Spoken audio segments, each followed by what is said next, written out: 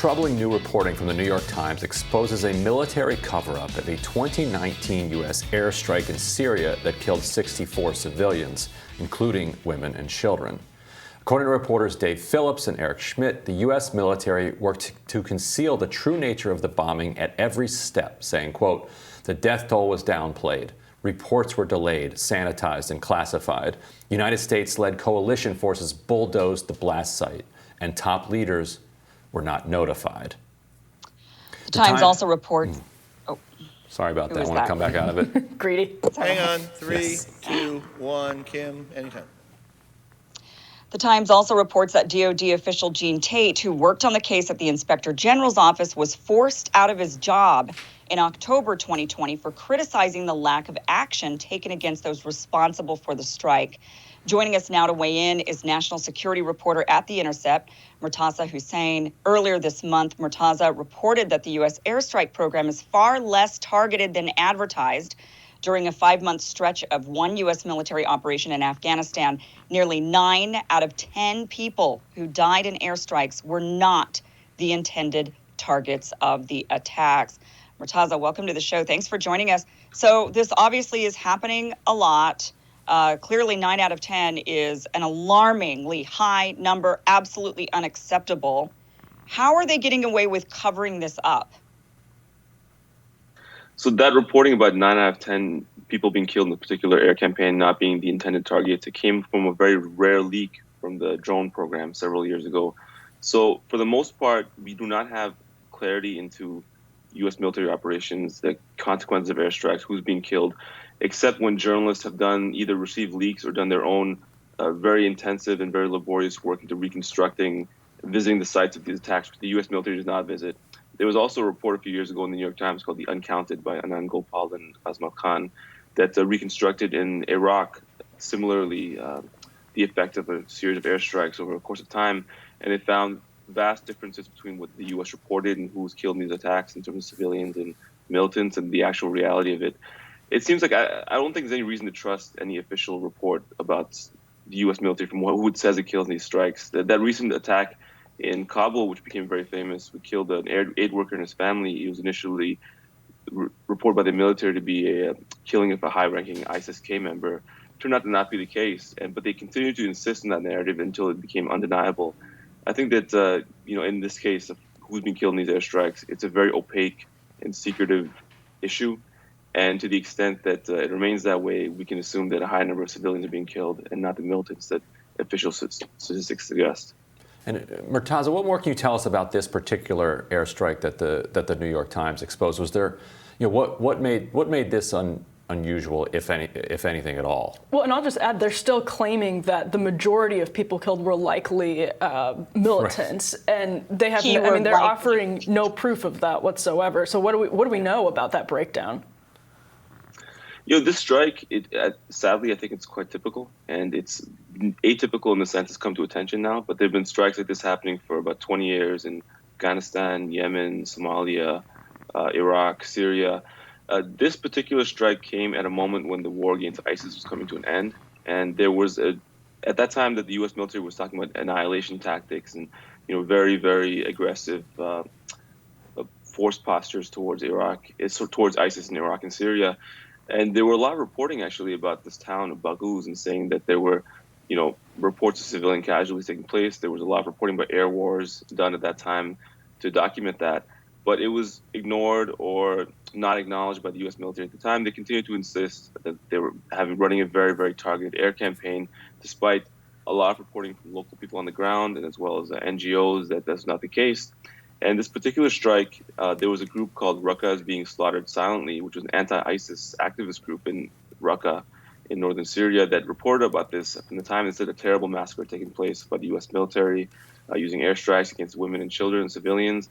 And as is the case, they always ignored it or they refused to acknowledge it unless some damning evidence comes forward later on, in which case they take as much of a defensive posture as they can.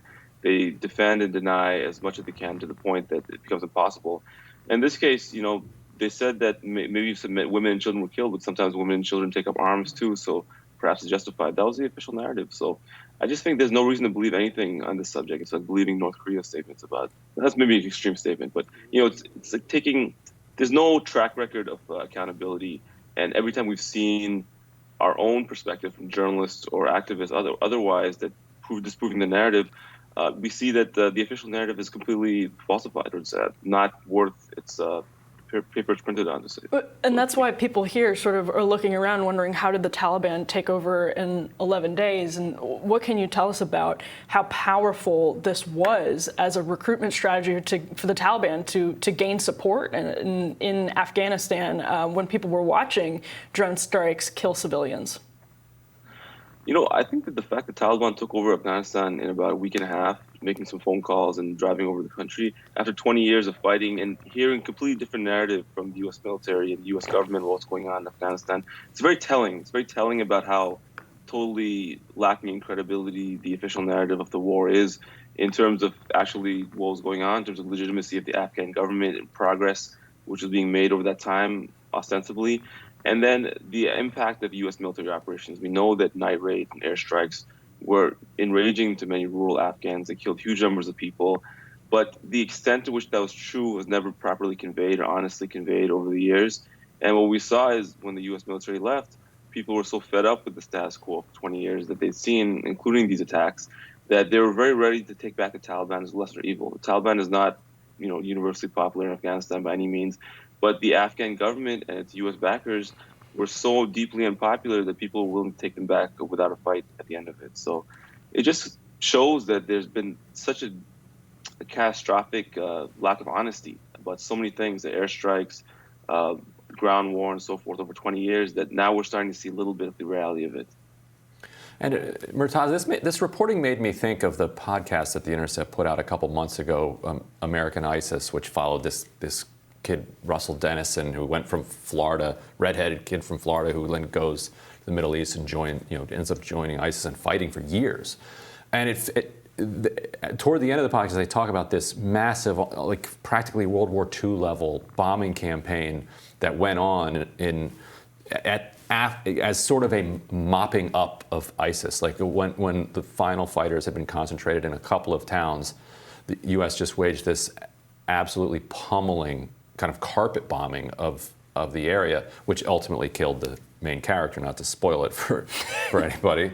But does this sound like the type of bombing that Dennison kind of intersected with?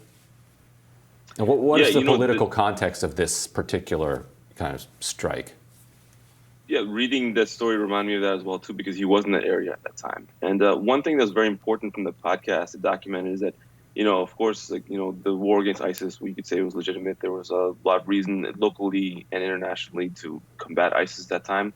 But a lot of the people who were in that area who were killed in sort of very punitive bombings were not people who would join ISIS out of their own volition or even were support ISIS or were part of their ideological program. There were a lot of people who were just ordinary local people, rural people of Syria and Iraq, who were at odds with the very oppressive governments, central governments in many cases in those countries.